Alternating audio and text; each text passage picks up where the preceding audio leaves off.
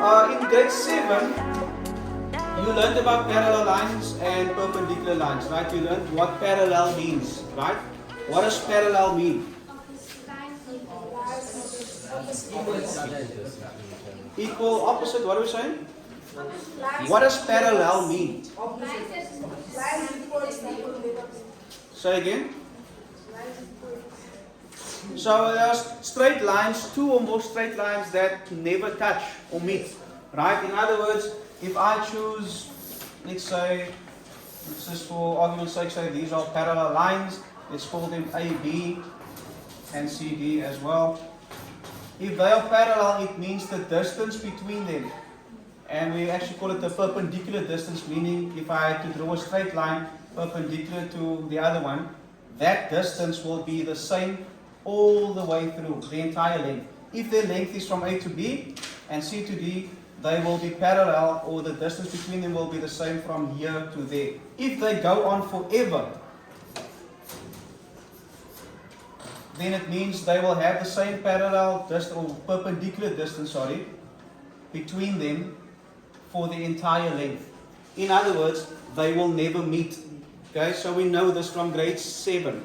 Possibly grade 6? Grade 7. Grade 7, yeah, let's say grade 7. Okay, if you look at lines AB and line CD, they are parallel. Those symbols mean that they are parallel, right?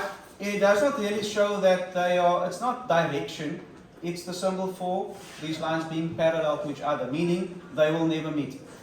Currently, as they are here, do you see any angles formed between them or around them?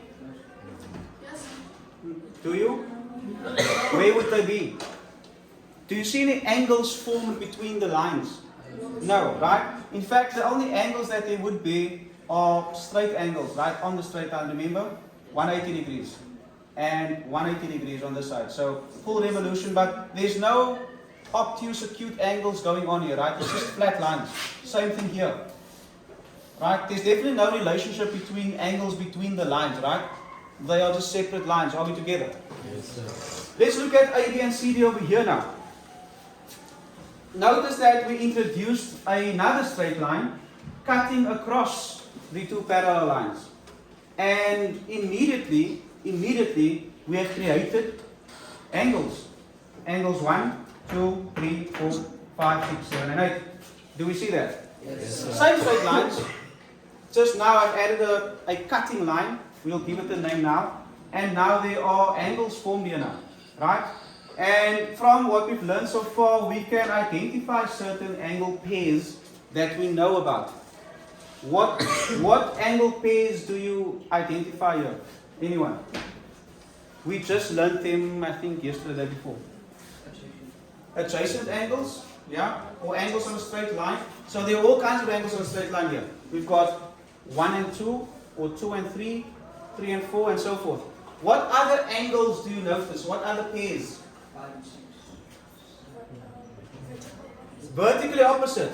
Okay, you can identify vertically opposite angles. And what do we know about vertically opposite angles? They are equal, right? Okay, good. Let's look at this line here that created all these angles. This line has a name. This line is called a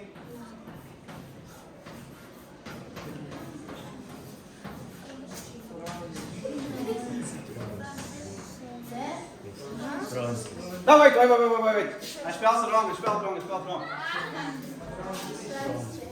Not transversal. Transversal. Have we heard the name before? No, sir.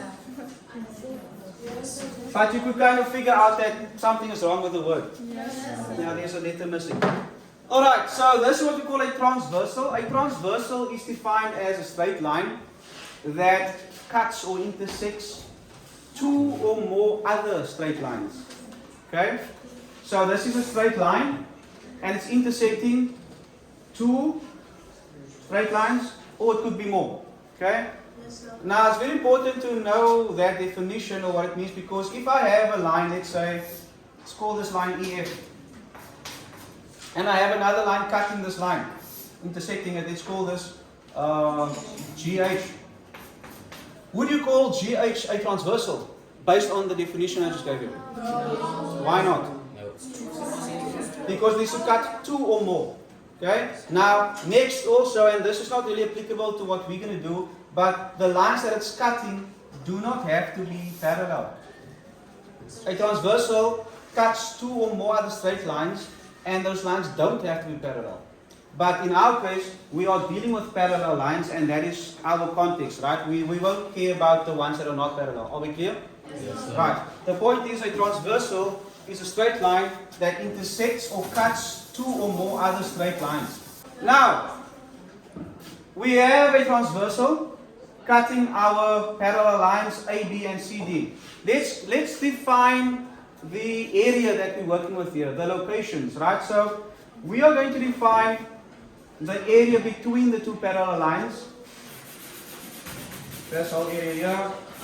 So that's the area between the parallel lines. We will define this as the interior. Are we clear? We know what interior means, right? Inside. Inside, interior, right? In other words, inside the space between the parallel lines, right? So we can define the spaces outside of that as the exterior. Yeah?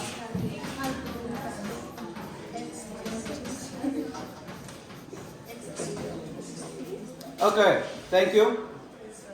So that means, of course, everything here is outside or exterior.